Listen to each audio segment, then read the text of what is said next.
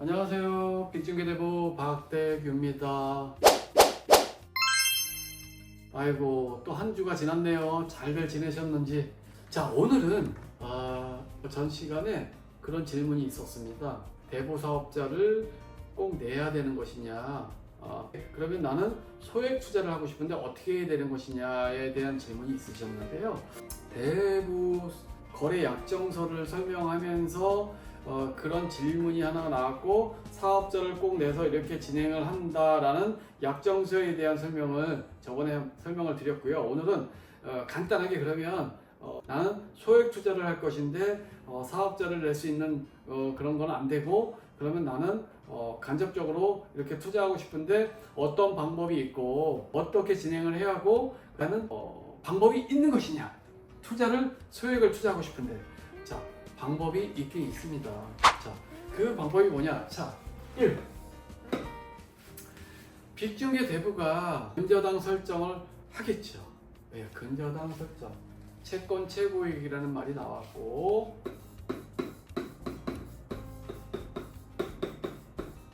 만약에 대출 금액이 1억이다.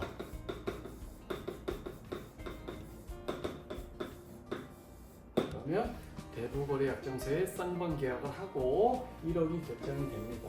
그러면 근저당 설정, 즉 대부거래 약정서에는 저번 주에 질문하신 홍길동이가 채권자가 되고 싶은 거예요. 그리고 홍길동님은 돈이 많진 않아요. 많진 않고 한 1억 이하, 3억 이하 그 정도를 투자하고 싶어요. 홍길동님이. 그런데 내가 대부 사업자를 내서 사업을 영위하기에는 세무사 매달 내는 기장료 그런 것들이 좀 많이 애로사항이 있어요.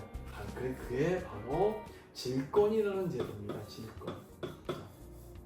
질권이라는 제도인데, 자, 빅중계 대부가 허가를 받은 사업자죠. 그럼 빅중계 대부가 근저당 설정을 1억을 했으니 채권 최고액이 1억 5천. 1억 5천 근저당 설정을 합니다. 그러면 홍길동이가 돈은 어디서 들어왔죠?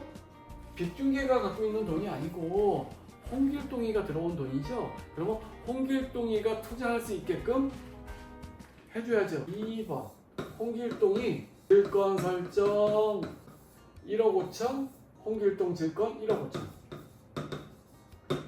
근저당에 딱 찍힙니다. 그러면 이 홍길동이는 근저당 설정의 뒤에 질권자로 갑니다. 그러면 그런 또 질문이 들어올 수가 있어요.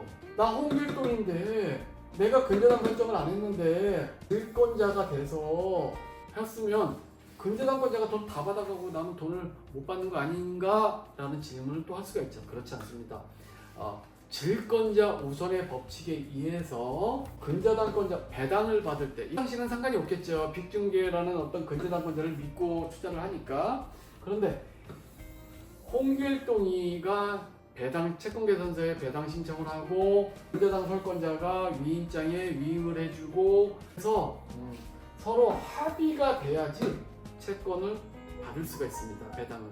근저당권자가 없어지고 홍길동이만 살아있어도 홍길동이가 근저당 채권 최고액을, 채권 서류를 홍길동이가 다 가지고 있기 때문에 충분히 배당 신청을 해서 경매계에서 돈을 우선권자로서 받을 수 있습니다. 그러니까 이게 이제 좀 어려워지는 겁니다.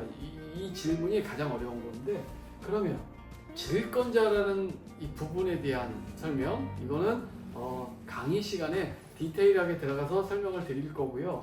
그럼 배당이라는 게 중요합니다.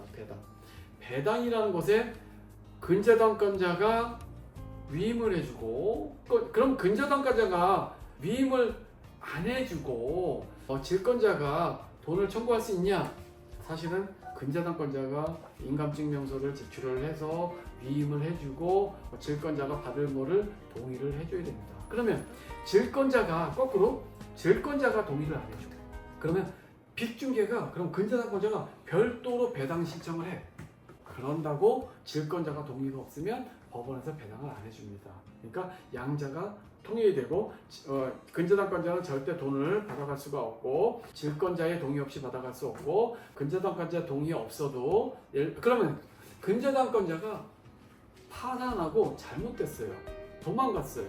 그러면 확인서면이라는 어떤 절차를 업무사와 걸쳐서 질권자는 내가 채권 서류를 다 갖고 있기 때문에 청구할 수가 있어요. 그러면 그런 방법은 또 디테일하게 나중에 설명을 해드리겠습니다. 그러면 결국은 뭐냐? 질권자는 무조건 돈을 법원에서 배당 기일날 무조건 받을 수 있다.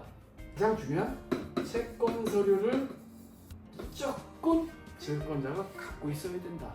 라는 걸로 오늘 결론을 내리겠습니다. 이번 주에 여쭤봤던 것을 다시 한번 정리를 하자면 굳이 사업자를 안 내고 하고 싶어 세금은 내야 됩니다. 자 아까 질권자의 위치에 있던 개인 금전 소비자 대장서로 하는 방법이 있든 이런 방법이 있는데 요즘은 배당까지 가게 되면 세금을 국가 당국에서 이렇게 청구하기 때문에 그런 부분은 강의 시간에 디테일하게 말씀드리겠습니다. 자, 오늘은 그래서 어떤 부분에 대한 정리였냐? 저번 주에 질문을 하셨던 그 부분, 질권자의 위치에서 설명을 드렸고 결론은 질권자는 우선 배당을 받을 수 있다. 우선 배당을 받을 수 있다로 오늘 강의는 마치겠습니다. 감사합니다.